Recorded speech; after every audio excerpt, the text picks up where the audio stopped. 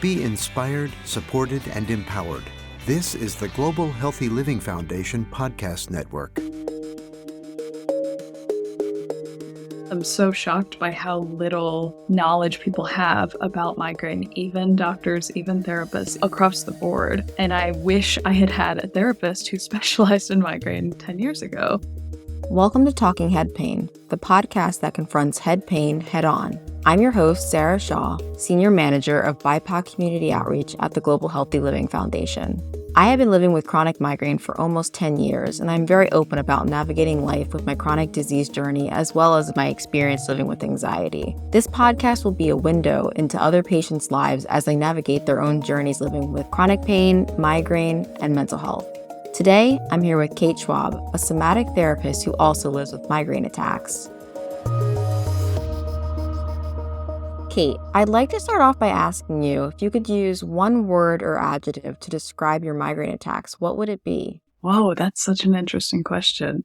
I imagine 8 years ago I would have a very different answer, but now I'm kind of at a loss. The first word that came to mind was relentless. And that's less of how I feel now, but that is how it used to feel. I think now there's more of a flow to it. That's good. Relentless is a really good word that you chose because I think when we're first starting off on our migraine journeys and you're kind of confused and you're like, what is this pain that will not end that I do not know enough information about to take care of myself? Relentless, we can all relate to that. Now, what was the word that you chose? I think I said flow, but I don't know. The word isolating comes up, right? It's inherently so isolating and overwhelming. Those are all good words. All good words. I like to start off this show by asking those questions because I feel like every single person is going to have a very different answer or sometimes similarities. So I like to show migraine is annoying, migraine is frustrating, migraine is relentless, migraine is isolating. So I think a lot of our listeners can relate to that. It's interesting. And I noticed my impulse to try to make it sound nice. I was like, what's a positive spin I can put on this? You can be mean to your migraine. Our migraine attacks are not always nice to us. There's no need for us to be nice to them.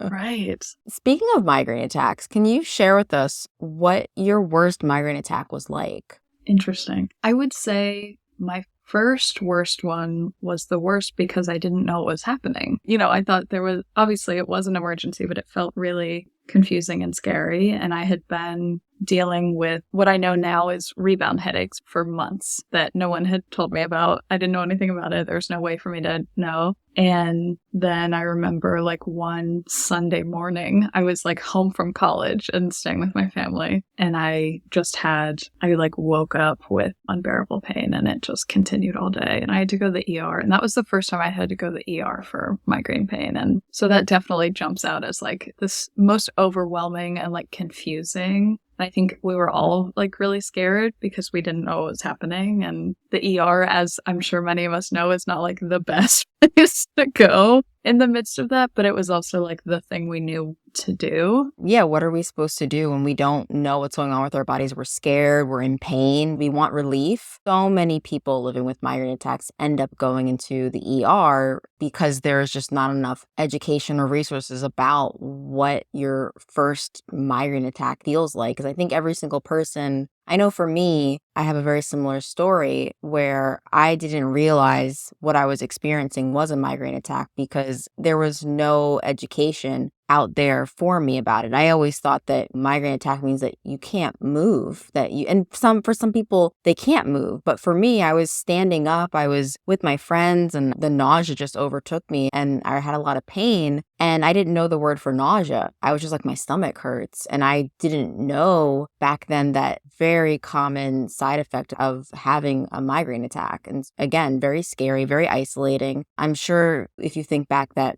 experience must have been very scary for your entire family. When you went to the ER, were they able to figure out what was going on or were there sort of confusion still about what was happening? Yeah, definitely still confusion. I think they knew it was something pain related. certainly, a lot of neurologists are not headache experts. From what I remember, they gave me a lot of IV fluids and kind of like sedate, like gave me something to kind of be able to sleep. But I remember it's actually wild. I haven't talked about this before, but I had an allergic reaction there that day to an anti-nausea med in the IV that is an odd reaction and I've since learned from a doctor what it was. It was a reaction that looks like panic. I know exactly what you're talking about. I was just talking with a friend about this. She had the same reaction. And so I was in the ER having what felt like an unbelievably huge panic attack. And none of the doctors or nurses, I don't know if they didn't know that that was a possible side effect or they didn't put it together. But I was like, what is happening? And my parents were terrified. And we just thought I was like really having a hard time with the pain, which I was. But then years later, I was at Jefferson getting IV, like inpatient. And I had the same experience. And I was like, oh no, it's happening again. And the nurse said, this is fine. This is normal. And it's a reaction. They took it out of the IV and I never experienced that again.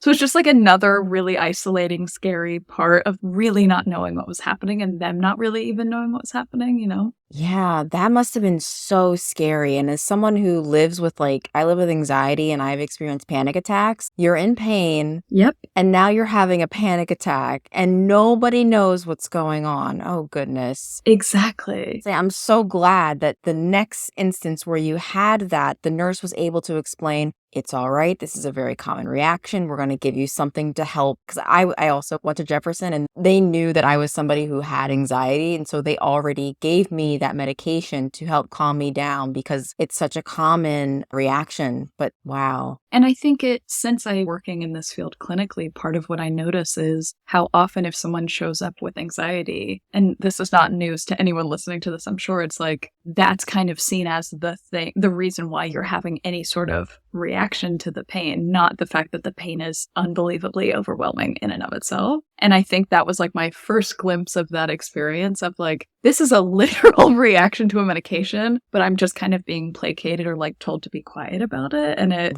just really blew my mind and still blows my mind. I'm really glad that you shared that because I feel like that's something with migraine, and I'll get into this later, but talking about mental health and things like, for so long, because our pain is invisible, you can't really physically see that we're having a migraine attack. Maybe your eyes look more droopy or unable to leave the bed, but sometimes with doctors, especially as women, we're told it's all in your head, or we're told that our pain, for me, I was told my pain was just anxiety. And I was like, I know what anxiety is. Yeah. This is not anxiety. Exactly. Which is another way that we're not being seen as like experts on our own bodies and experience. You know what anxiety feels like in your body, and you're saying that's not what this is. You have the most information in the room about what happens in your body when you're having anxiety. And it just is endlessly frustrating that there are practitioners who are not looking to patients or clients as the expert on that experience, right? Absolutely. Absolutely. We need more trauma-informed, mental health-informed doctors that know how to talk to patients, that especially when we're going through something that's really scary, like not knowing. I'm thinking back to you and your family not knowing what was going on with you. Very terrifying experience. So I hope that we can find more and more doctors to help patients, get help and to get relief.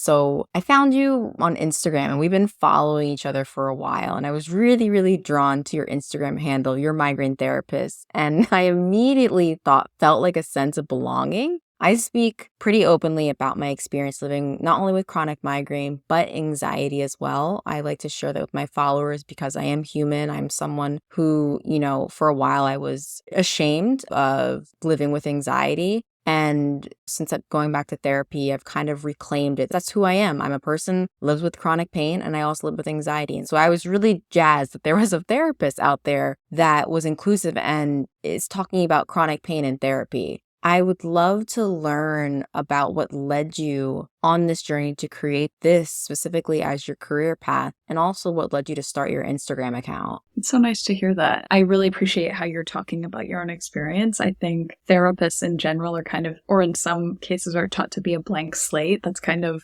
what we're taught in grad school, etc. That's not how I function. That's not realistic. I don't really think that helps anyone. So I love what you're saying. And in terms of what's brought me to this, I think I way before I had a migraine diagnosis or was dealing with migraine on a more chronic basis, I knew I wanted to be a therapist and was in undergrad for psychology and then started experiencing migraine in college, late college. And then later, once I went to grad school for social work, I just was really drawn to working with connection and disconnection and found that to be such an interesting theme. I'm very relationally oriented, so I really work on relationships with the person I'm working with. We work on what's safety and connection going to feel like here. How do we make that together and then find that for you out in the world as well? And how do we find that internally for you? And I think that in the decade plus that I've been dealing with pain, I have been acutely aware of how much pain disconnects us from each other and of course I'm going to speak as a white woman, whiteness and like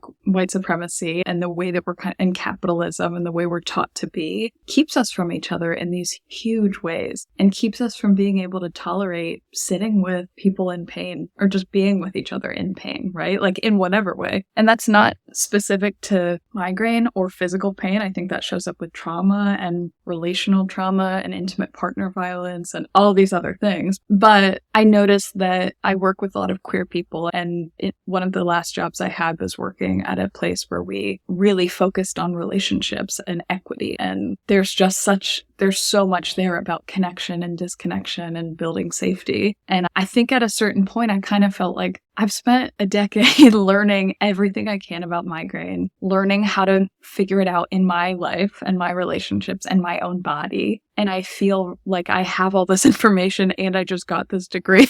And so like, I think there's a thing that it felt like a responsibility to talk about this stuff more. And it's something that I still am so shocked by how little knowledge people have about migraine, even doctors, even therapists across the board. And I wish I had a therapist who specialized in migraine 10 years ago. And so I think that's a big part of why I started the Instagram. I truly started it because I thought it'd be fun and it would be like, I could put some things up that I'm thinking about for my practice and maybe connect with other therapists. And I did not expect the amount of like interest in it that quickly. It just felt really fun. And it's such a sweet group of people. Everybody's so smart and like curious and excited about, stuff where people are talking about. It's been like delightful. And I think for me, it was kind of just about the sentiment I have about why I do this work is like, I don't want people to feel alone with this stuff. I think often that's what people have had to do is be like really alone. And I had that experience for sure. Absolutely. Thinking back to what you said about safety and how important it is for people to feel safe, to feel vulnerable. And that's a lot of what therapy is having that safe space. But also with people living with chronic pain, living with migraine, living with cluster headaches, a lot of times we don't feel safe because we are constantly in pain. And so knowing that there is a therapist or multiple people out there, because I see a therapist who she doesn't live with migraine, but has had experience with chronic pain. And there's just this level of like, you get it, you understand. Like, I know for me, I've shown up to my therapy appointments like in the middle of a migraine attack. And she is so kind and so understanding and empathetic and is like, we can reschedule this. You do not have to endure this session. Like, I want you to take care of yourself and I want you. And then we'll reschedule and I'll come back and I'll be like, I really needed that break. Thank you so much. And just like knowing that there are people out there that can understand, I think brings that level of safety and community.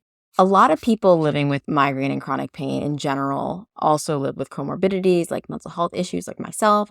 I live with anxiety and a little bit of depression. In addition to medications to help manage my anxiety and panic attacks, I also go to weekly therapy. In fact, in a survey run by the American Migraine Foundation, patients with migraine reported being diagnosed with anxiety almost 60%, with depression 50%, or PTSD 25%. Can you talk about how important it is to have a therapist that is also informed in their sessions on how to talk or validate with their clients about chronic pain, for instance, with neurological disease like migraine? Yeah, that's such a good question. I think that one of the things I think about a lot with how important it is to understand what's happening is a lot of the people I work with have tried so many things, are completely exhausted, feel pretty helpless or powerless, and are extremely used to going into a provider and not being seen and being kind of told what to do, maybe given like a couple seconds to talk about what they are feeling or thinking.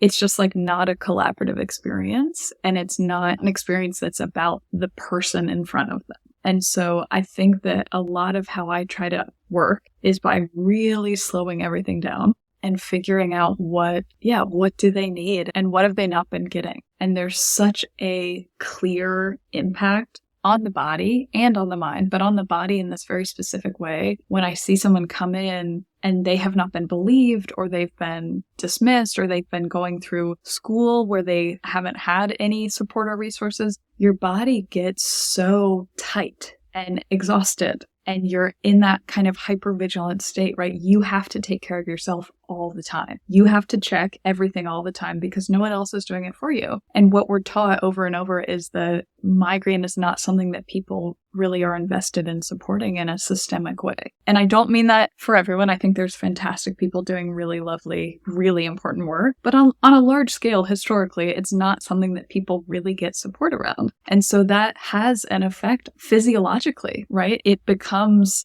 a terrifying thing to have to move through the world because no one is looking out for you. And so when I think about what therapy can offer, I'm sitting with someone and we're talking about that. And we talk about the possibility of this being a space where they don't have to do that. And their shoulders like fall down, right? Or like a deep breath comes out or something like that, where we're building relief and building connection where they aren't the only one holding it. I can hold it with them actually. And we can figure out what they need here together. And I have found that to be really important and really not something they're getting in other places, unfortunately, because migraine is such a, we know all the things about that, but it's just such an underserved community. And of course, on top of that, depending on other identities that you hold, you're very used to that already. And the safety part of that is extremely complicated and it just compounds. Absolutely. I remember the first time that I was believed by a healthcare provider, and I was like,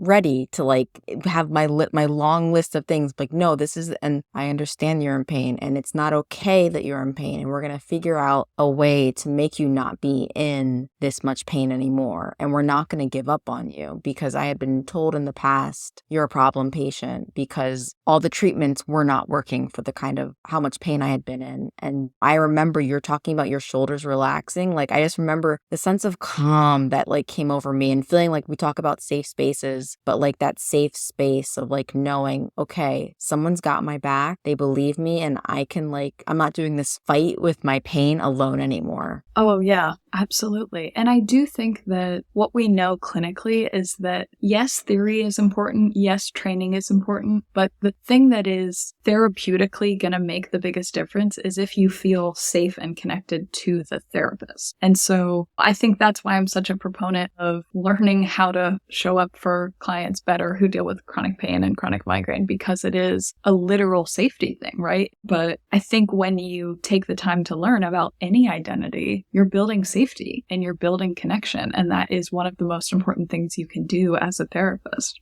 Absolutely. Since we know that living with any kind of pain, but migraine attacks, it can sometimes, we talked about it feeling isolating. What self-care tips do you do for yourself to make sure you're taking care of you? That's nice. I do a lot at this point with that. I have some really specific morning and nighttime kind of routines that start my day and end my day really nicely. I mean, I talk a ton on my page about building internal safety and connection, and that's something I've been lucky to work with an amazing somatic therapist myself for years at this point, and that's been huge in just building like a really solid, safe relationship with myself. And so I lean on that a lot, and how I talk to myself and how I move through the day has really been transformed through that. And then I also think something that a lot of people with migraine struggle with is some rigidity, right? We're kind of taught you have to do everything one way or the other. If you're not doing it all this way, if you're not cutting out all these foods, you're going to get, it's going to be terrible. And so I think building some flexibility and some tolerance for things kind of just going how they're going to go has been a huge self-care practice for me. I don't know if that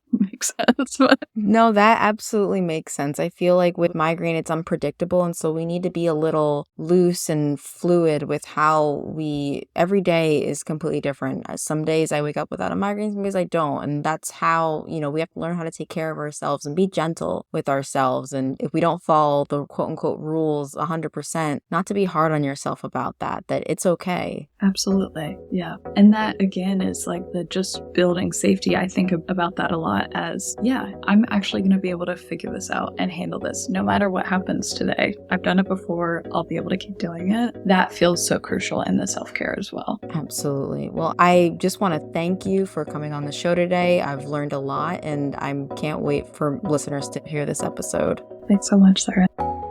Thank you for listening to this episode of Talking Head Pain, the podcast that confronts head pain head on.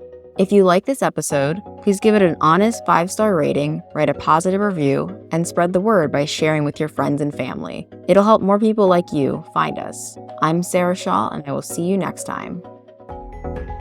Be inspired, supported, and empowered. This is the Global Healthy Living Foundation podcast network.